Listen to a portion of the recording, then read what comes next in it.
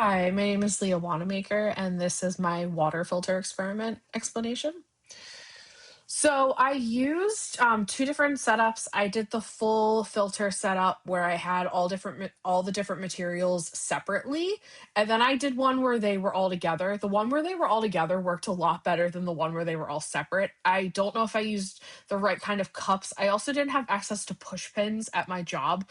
And so I had to use thumbtacks. You can kind of see them there. I also don't think the holes were big enough in the cups that I made. I wasn't sure how big I should make them. Again, that's another question we can ask.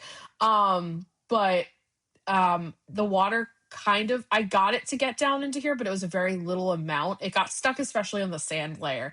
The one where all the materials were together, worked a lot better. So, how Phenomenon guided me, it led me to question how water is naturally filtered and how this works in the natural world. And why did all the materials that were mixed together work better than the ones that were individual? Was that intentional, or was that operational error? And how could I make this better and get better results? So, again, like using bigger holes in the cups, maybe using a different kind of cup, something like that. Um, how this aligns with the next generational science standards and supports three-dimensional learning. I took two quotes from the reading from this week. The next generation science standards focus on helping students use natural science to make sense of phenomena in the natural and designed world and use engineering to solve problems. So we were using the cups to create a filter to show how it works naturally, and kind of using an engineering design process as well to design a way of making the cups filter the water.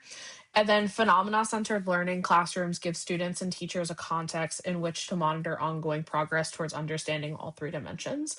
So it kind of cohesively bonds all three dimensions together by like creating the filter and talking about how everything works in the natural world.